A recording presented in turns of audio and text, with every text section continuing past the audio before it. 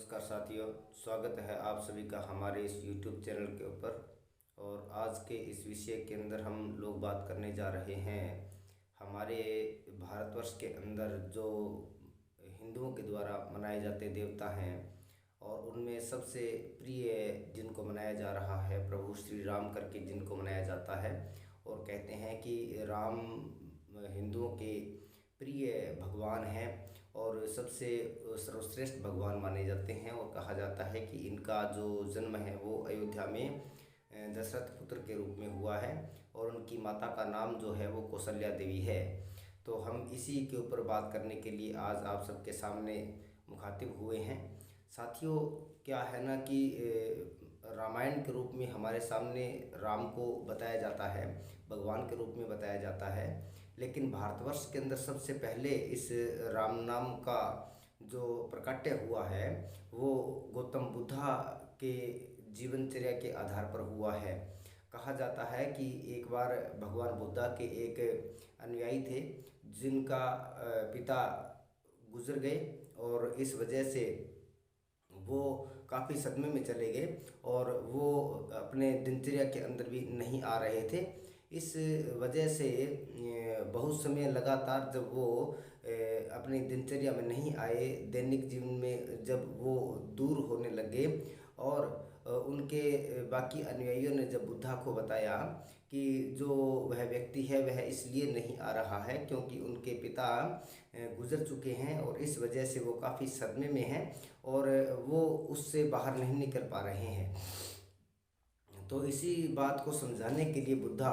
उस व्यक्ति के घर जाते हैं और उसे बताते हैं कि किस प्रकार से एक बार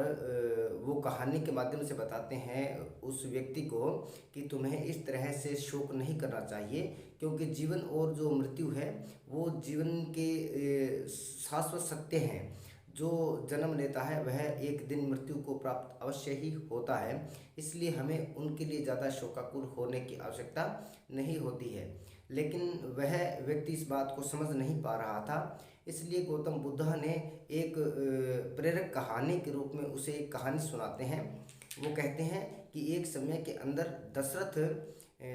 नाम का एक व्यक्ति था और उनके एक पुत्र था जिनका नाम था राम, और वे बोधिसत्व थे। बोधिसत्व का मतलब होता है कि जो न्यायप्रिय होते हैं और जो अपने माता पिता की आज्ञा का जो पालन करते हैं और जो जीवन में सदाचार का निर्वहन करते हैं, उन्हें बोधिसत्व ही कहा जाता है।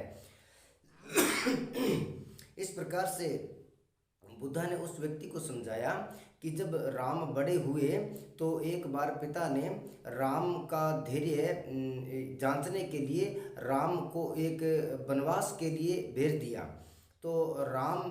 अपने पिता की आज्ञा का पालन करने के लिए और वो वनवास को चले जाते हैं। उनके साथ उनकी बहन सीता भी चली जाती है, उनके साथ उनके भाई लक्ष्मण भी चले जाते हैं। और जब वो वनवास में होते हैं तो 9 वर्ष के उपरांत उनके पिता दशरथ का देहांत हो जाता है, लेकिन वे अपने पिता की आज्ञा को पूरा करने के लिए वहीं जंगल में ही रहते हैं और वो घर नहीं आते हैं।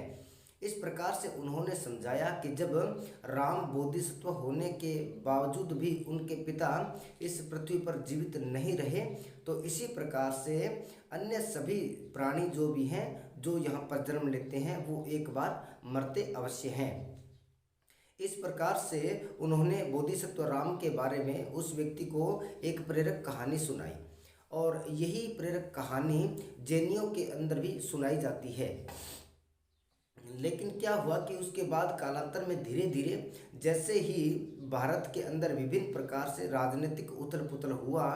और उसके बाद जैसे कि ब्राह्मणी कल्चर भारत के अंदर पुनर्स्थापित हुआ, तो उन लोगों ने इस राम की कहानी को बढ़ चढ़ कर के बताया और उन्होंने इसके अंदर बहुत ज़्यादा एपिसोड्स जोड़ दिए। और जैसे कि राम का रावण के साथ युद्ध करवा दिया, जैसे कि सीता का हरण करवा दिया, जैसे कि कत्लेआम करवा दिया, जैसे कि बहुत ही भयंकर युद्ध करवा दिया गया।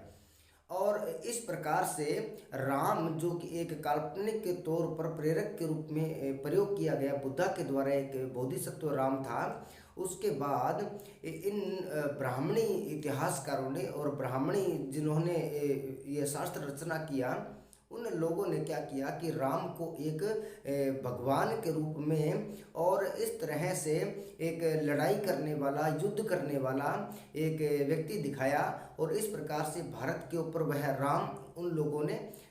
ला करके और खड़ा कर दिया। इसके बाद ऐसा नहीं कि उस राम के बारे में किसी और ने चर्चा नहीं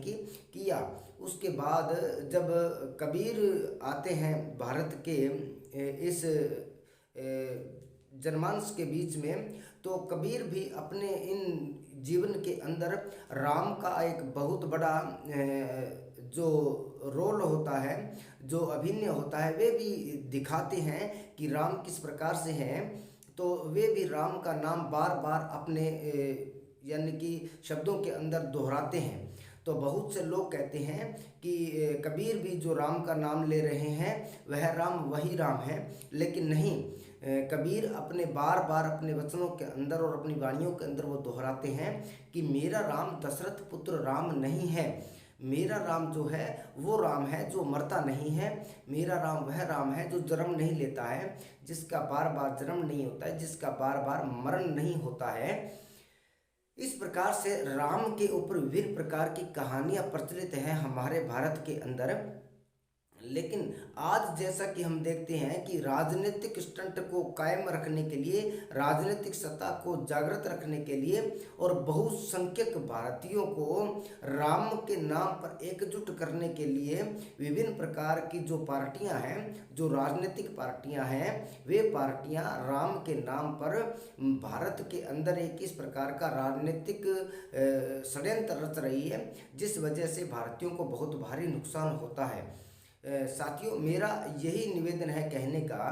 कि यदि राम एक भगवान की तरह हैं, तो राम को किसी भी प्रकार से इस प्रकार के युद्ध में सम्मिलित होकर के, मान लिया चलो एक कहानी के तौर पर उन लोगों ने बताया है, लेकिन आज हम समझदार हो चुके हैं, आज हम पढ़े लिखे हो चुके हैं। बहुत समय पहले ऐसा समय था जब भारत में बहुसंख्यक लोगों को पढ़ने का इंतजाम नहीं था। इस वजह से वे लोग पढ़ाई से दूर थे और उनको जैसा बताया गया था वैसा ही उन लोगों ने उसको मान लिया था। लेकिन आज वैसा समय नहीं है, इसलिए हम लोगों को ये समझना चाहिए और हम लोगों को ये मानना चाहिए कि राम जैसा कि दिखाया जा रहा है, हमें उस प्रकार से राम को अपने जीवन में नहीं उतारना चाहिए। हमें अपने बुद्धि विवेक का प्रयोग करते हुए राम को मानना चाहिए। जैसा कि कबीर राम को कहते हैं, हमें कबीर के राम को मानना चाहिए, हमें उस राम को मानना चाहिए जो कि जन्म नहीं लेता है, जो कि अवतार नहीं लेता है। और हमें हमारे जिस राम के बारे में कबीर कहते हैं कि मैं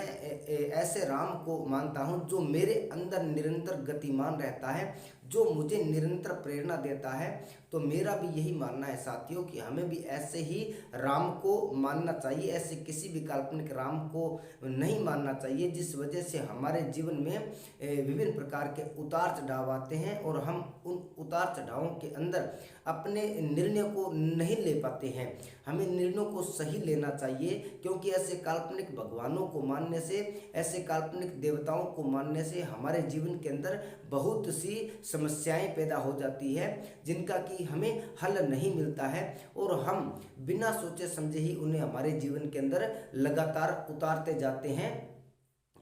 कि हम ऐसी समस्याओं से क्यों घिरे रहें जब हमारे सामने पुस्तकें पड़ी है और हमारे सामने वो सारा इतिहास पड़ा है, जिसे पढ़ करके, जिसे समझ करके हम जान सकते हैं कि क्या वास्तव में ऐसा हुआ भी था या नहीं हुआ था। हमारे महापुरुषों के द्वारा दिखाए गए रास्ते पर हम लोगों को चलना चाहिए और हमें उसके ऊपर मनन करना चाहिए। आप लोगों ने मेरी इन बातों को सुना और इस पर ध्यान दिया, इसके लिए मैं आप सभी का आभारी हूँ। यदि आप लोगों को ये वीडियो पसंद आता है तो मेरा आप सभी से निवेदन रहेगा कि आप इस वीडियो को लाइक, कमेंट, शेयर जरूर कीजिए और चैनल को सब्सक्राइब भी कीजिए। नमस्कार।